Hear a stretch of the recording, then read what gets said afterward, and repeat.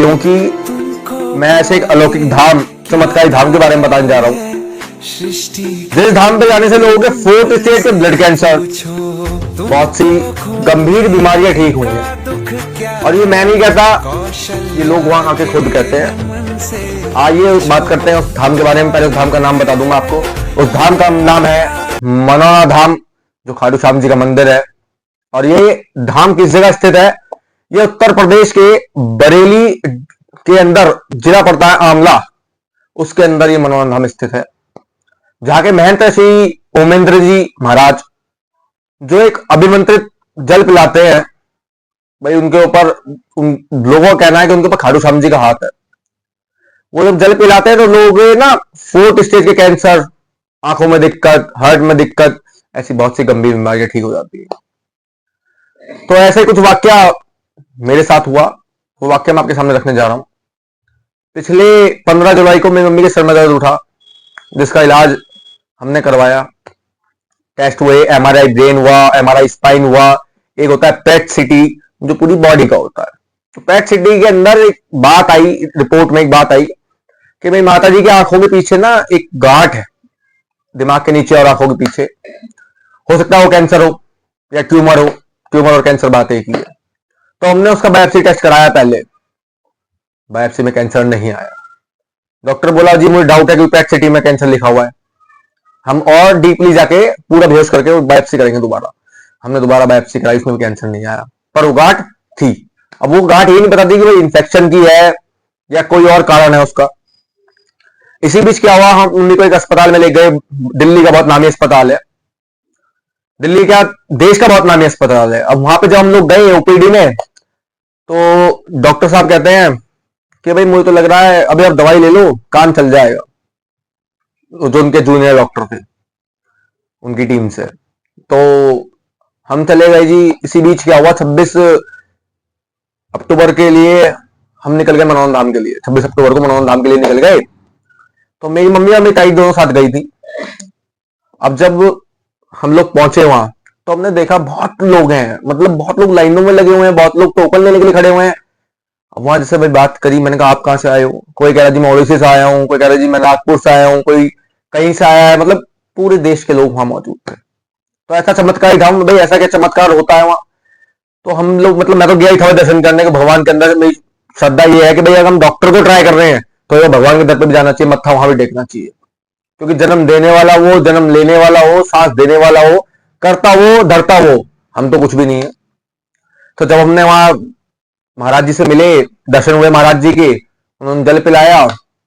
उसके बाद शाम को आरती हुई। वहां छींटे लगते हैं, आरती के बाद छींटे, मतलब जैसे आरती का जो जल आता है ना अंदर से, उसकी छींटे लगाते हैं। छींटे लगे, हमने खाटू श्याम जी के दर्शन किए। बहुत बढ़िया, मतलब बेहतरीन मंदिर है।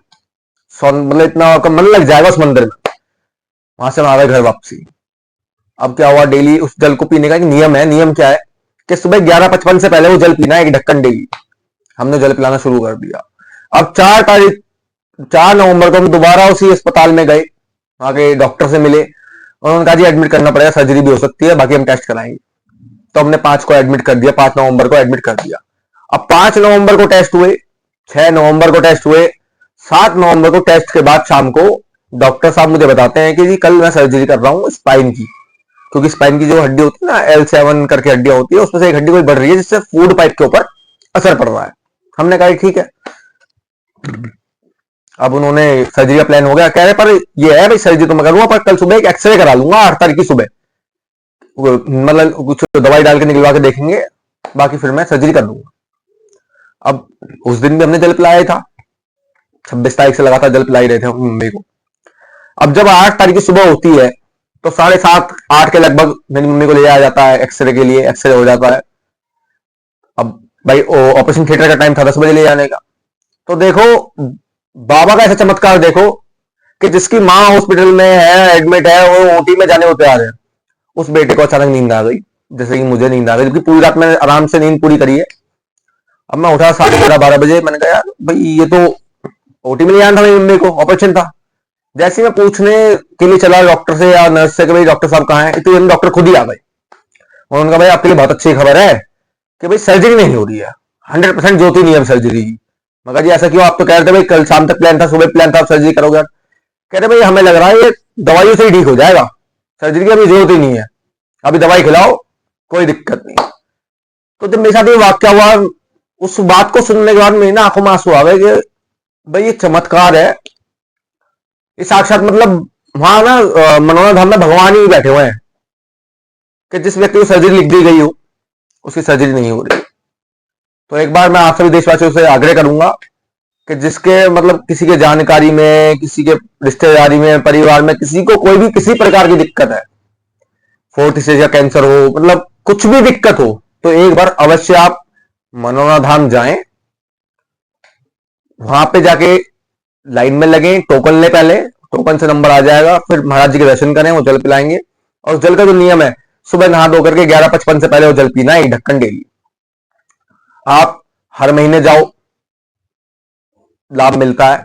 पर ये नहीं कि भाई हम वहां गए और जल ले आए, नहीं, महाराज जी पिलाएंगे जल, मंदिर के दर्शन करके आओ, बहुत बढ़िया मंदिर है। इसी बात के साथ मैं अपनी बात को विराम देता हूं। जय श्री राम, धन्यवाद।